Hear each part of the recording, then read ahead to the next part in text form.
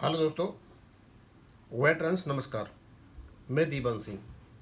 मैं आपको बताना चाहूँगा कि जो पेंशन अपडेशन का जो मैटर चला हुआ है, बहुत सारे केसेज ऐसे हैं माननीय सुप्रीम कोर्ट के जो हमारे फेवर के हैं।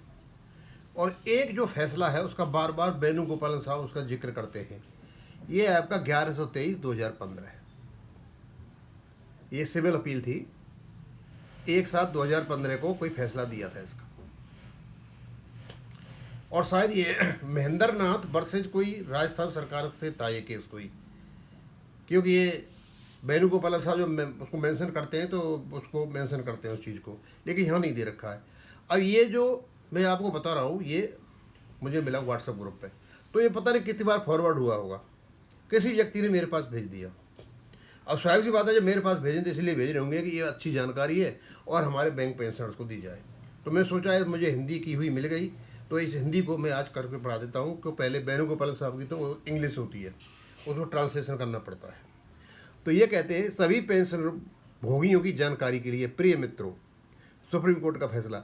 यह आश्चर्य है कि भारत के सर्वोच्च न्यायालय द्वारा 1/7/2015 को दिए गए ऐतिहासिक फैसले सिविल अपील संख्या 1123/2015 पर किसी का ध्यान नहीं गया और श्री SR सेनगुप्ता द्वारा IBA को लिखे गए एक संक्षिप्त पत्र को छोड़कर किसी अन्य यूनियन ने कोई कदम नहीं उठाया। फैसले की मुख्य, हाँ, यूनियन ने नहीं कदम उठाया, वो एक अलग बात है। और ये जो अब SR सेनगुप्ता जी ने IBA को पत्र लिखा था ये बताते, और किसी ने कभी लिखा ही नहीं। लेकिन इसके बारे में वेणुगोपालन साहब बार बार बार बार बार लिखते रहे। इवन उन्होंने जब लेटर लिखे माननीय सुप्रीम कोर्ट को, उसमें भी फैसले का जिक्र किया है।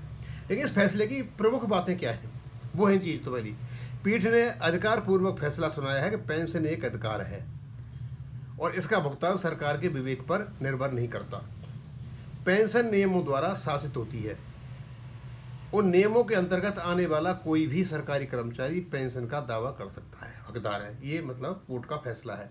इसमें सबसे बड़ी बात जो कही गई थी वो ये थी, फैसले में माना गया कि पेंशन का संशोधन और वेतनमान का संशोधन अविभाज्य है। यानी जब पेंशन, अब वेतनमान का जब संशोधन होगा तो पेंशन का भी संशोधन होगा। और ऐसे हमारे 35(1) के क्लॉज में है भी, रेगुलेशन में 1995 का जो रेगुलेशन है उसमें है। लेकिन क्योंकि हमारे तो क्या नाम वो कहते हैं ना, माई बेज हाईवे, मैं करूँ सो सही, तो नहीं होने दिया IBA ने। और साथ में UFBU के नेता ने उस वक्त दे दिया, DFS ने नहीं होने दिया। और सबसे बड़ा गंदा खेल खेला है यहाँ हाई कोर्ट चंडीगढ़ ने। अब इसको पढ़ के बता देता हूँ उसमें क्या शर्तें थी। पीठ ने दोहराया कि संशोधन पर मूल पेंशन पूर्व संशोधित वेतनमान के अनुरूप संशोधित वेतनमान में वेतन बैंड के न्यूनतम में मूल पेंशन के 50% से कम नहीं हो सकती। क्योंकि आपकी जो पेंशन बनती है तो उसमें ग्रेड होते हैं, उसके बाद इंक्रीमेंट लगता है। तो जहाँ से शुरू होता है जिस रैंक का, उसके 50% से कम नहीं होगी। चौथा, सरकार पेंशन भोगियों के वैध बकाये को अस्वीकार करने के लिए वित्तीय बोझ का बहाना नहीं बना सकती। बड़ा जबरदस्त का मतलब ये है कि पेंशन फंड का जो बहाना लेते हैं ना अपडेशन के लिए, वो बहाना नहीं बना सकते।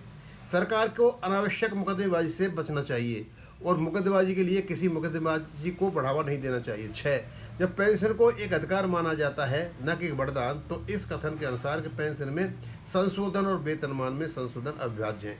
पेंशन का उन्नयन भी एक अधिकार है न कि एक वरदान। ये निर्णय DS नकारा मामले के निर्णय पर आधारित है। निर्णय बहुत स्पष्ट है और मुझे आश्चर्य है किसी ने महत्वपूर्ण पहलुओं पर ध्यान क्यों नहीं दिया और किसी ने सरकार के साथ इस मामले को क्यों नहीं उठाया। निर्णय पर किसी ने प्रतिक्रिया क्यों नहीं दी। भाई ये प्रतिक्रिया नहीं दी, सवाल नहीं उठाए। आपको अच्छी तरह पता उठाने वाले कौन थे, अब यही थे आपके जो दादा हैं वेंकटाचलम जी। अब वो तो दूसरे कहानी गा रहा था, UFB था, वो उठाना चाहिए था, नहीं उठाया उन्होंने। ये आश्चर्यजनक और हैरान करने वाला है। प्रिय पेंशन भोगी, इस संदेश को अपनी संपर्क सूची में कम से कम 20 लोगों भारत के नागरिक के रूप में गैर पेंशन भोगी को भी अग्रहित करें और फिर बारी बारी से उनमें से हर एक का को ऐसा ही करने के लिए कहें। भैया ये जो